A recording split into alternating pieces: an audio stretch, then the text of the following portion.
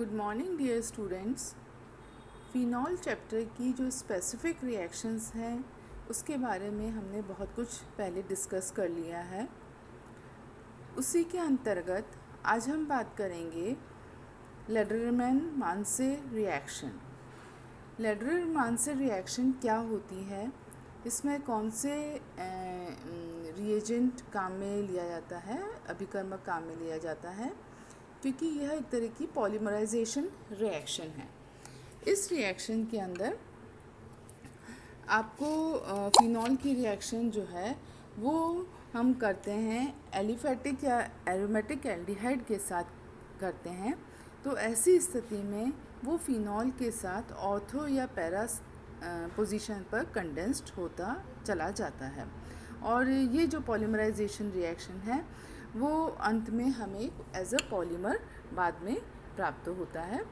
इसको अब हम पहले इस तरह से समझेंगे कि जब कम ताप पर अम्ल या क्षार की उपस्थिति में फिनॉल का 40% सॉल्यूशन, जिसे कि हम फॉर्मेलिन विलयन भी कहते हैं, उसकी रिएक्शन जब पैरा हाइड्रोक्सी बेंजाइल अल्कोहल से करवाई जाती है तो पैरा हाइड्रोक्सी बेंजोइल अल्कोहल मुख्य रूप से प्राप्त होता है और थोड़ा सा ऑर्थो व्युत्पन्न भी प्राप्त होता है, जो आप क्रमशः देख रहे हैं कि ऑर्थो कंपाउंड कम बना है, माइनर प्रोडक्ट में बना है, और पैरा कंपाउंड मेजर प्रोडक्ट की तरह प्राप्त हुआ है। यदि इसकी अभिक्रिया पर जाएं तो ये जब एसिड कैटेलाइज्ड होता है तो उसमें क्रमशः फॉर्मेल्डिहाइड के साथ में CH2OH प्लस, मतलब कि फॉर्मेल्डिहाइड का प्रोटॉन के साथ रिएक्शन होती है because it is acid catalysed, तो प्रोटॉन जो है उस पर अटैच्ड हो जाता है और प्लस जो है उसके ऊपर साइन आ जाता है और फिर ये इलेक्ट्रोफाइल बाद में फिनॉल के ऊपर अटैक करता है। वहीं यदि रिएक्शन बेस कैटेलाइज्ड है तो उस स्थिति में जो एरोमेटिक रिंग का डबल बॉन्ड है वो क्रमशः शिफ्ट हो जाता है और उसके ऊपर फॉर्मेल्डिहाइड ग्रुप अटैक करता है। तो ये इसकी क्रियाविधि रहती है और हमें पैरा हाइड्रोक्सी बेंजाइल अल्कोहल मुख्य उत्पाद के रूप में प्राप्त होता है। अब यदि एक चीज़ ये सोच सकते हैं कि यदि हमारी पोजीशन अभिक्रिया में यदि फॉर्मेल्डिहाइड अधिक मात्रा में लिया जाए तो क्या वही उत्पाद बनेगा? ऐसा देखा गया है कि जब इसकी मात्रा अधिक होती है तो बिस हाइड्रोक्सी मिथाइल फिनॉल प्राप्त होता है, मतलब कि दो स्थानों के ऊपर CH2OH समूह होता है, बिस हाइड्रोक्सी मिथाइल फिनाइल बनता है जबकि हम इसे अधिक मात्रा में लेते हैं। वहीं यदि हम फिनॉल को अधिक मात्रा में लें तो para dash di hydroxy di phenyl methane प्राप्त होता है। अब हम आते हैं इसकी जो पॉलीमराइजेशन रिएक्शन है उसे हम किस प्रकार से बता सकते हैं कि यदि तनु NaOH की उपस्थिति में फिनॉल को फॉर्मेल्डिहाइड की अधिक मात्रा के साथ में कंडेंस किया जाए तो फिनॉल और फॉर्मेल्डिहाइड एक दूसरे से क्रमशः जुड़ते चले जाते हैं, देख रहे हैं आप। तो इस प्रकार से एक रेजिन का निर्माण होता है और इस रेजिन को बेकेलाइट कहा जाता है। तो बेकेलाइट जो है वो रेजिन कई स्थानों पर काम आता है। यह एक त्रिविम बहुलक है, मतलब कि तीनों दिशाओं में ये बढ़ता है, जिसकी संरचना मैंने इस स्लाइड में बता रखी है। अब आज इसके बाद में हम बात करते हैं थैलीन रिएक्शन की। थैलीन रिएक्शन क्या है? थैलीन, जैसा कि नाम से स्पष्ट है, थैलीन अभिक्रिया में फिनोफ्थलीन का निर्माण वाली रिएक्शन हम सामान्यतः लेते हैं। इसमें हम फिनॉल की रिएक्शन थैलिक एनहाइड्राइड के साथ में करवाते हैं।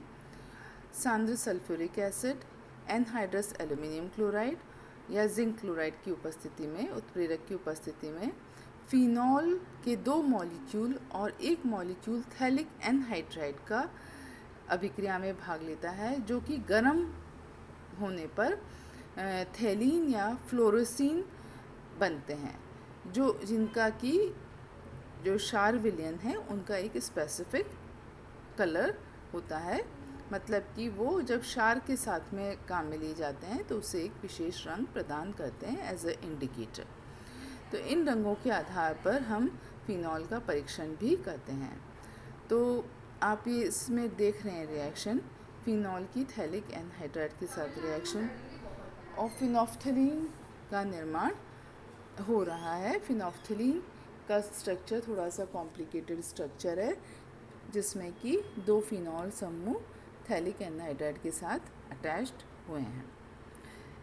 यदि हम फिनोफ्थलीन के स्थान पर रिसोर्सिनॉल ले लें तो ऐसी स्थिति में वापस से 2 मॉलिक्यूल रिसोर्सिनॉल के थैलिक एनहाइड्राइड के साथ रिएक्शन करते हैं, कंडेंसेशन रिएक्शन होती है और सल्फ्यूरिक एसिड के साथ में और removal of 2 molecules of water होता है और फ्लोरेसीन का निर्माण होता है।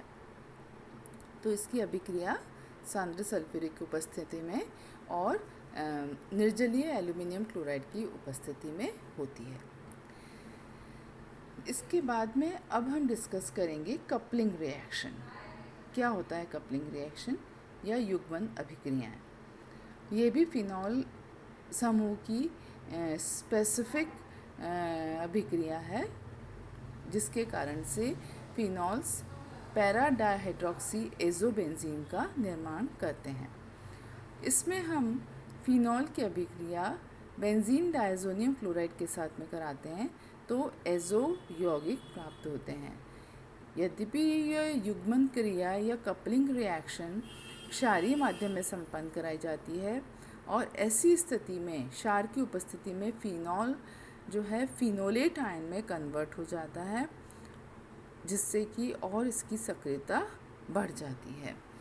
तो ये रिएक्शन कहलाती है कपलिंग रिएक्शन। इसी के साथ में यदि हम ऑक्सीडेशन पर बात करें तो फिनॉल जो है वो ऑक्सीडाइज होकर क्यूनॉन्स में परिवर्तित हो जाता है, मतलब कि OH समूह किस में कन्वर्ट हो रहा है, डबल बॉन्ड O में कन्वर्ट हो रहा है और हमारे पास में पैरा क्यूनॉन हमें प्राप्त होता है। तो ये अभिक्रिया कहलाती है ऑक्सीकरण अभिक्रिया। नेक्स्ट रिएक्शन है एल्ड्स पर सल्फेट रिएक्शन। एल्ड्स पर सल्फेट रिएक्शन के अंदर हमने फिनॉल की reaction in the presence of K2S2O8 potassium पर सल्फेट के साथ में करवाते हैं तो हमें प्राप्त होता है क्यूनॉल। यदि यही रिएक्शन हम क्रिसॉल के साथ करवाएं तो हमें प्राप्त होगा 4 मिथाइल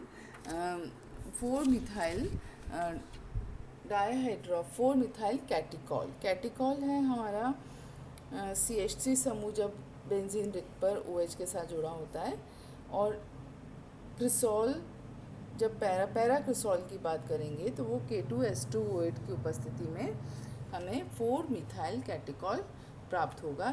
ये रिएक्शन कहलाती है एल्ड्स पर सल्फेट रिएक्शन। अगेन ये भी नेम रिएक्शन में आपसे कई बार पूछी जाती है कि इसमें कौन सा अभिकर्मक काम में लेते हैं, तो इसके बारे में भी आपको जानकारी होना अति आवश्यक है। इस तरह से हमने फिनॉल की मुख्य अभिक्रियाएं पढ़ी और देखा हमने कि किस प्रकार से फिनॉल अपने आप में तो सिंथेसिस में काम में आता ही है और इससे जो हमें दूसरे जो उत्पाद प्राप्त होते हैं वो भी आगे कई अभिक्रियाओं में एज अ कॉन्स्टिट्यूएंट काम में लिए जाते हैं।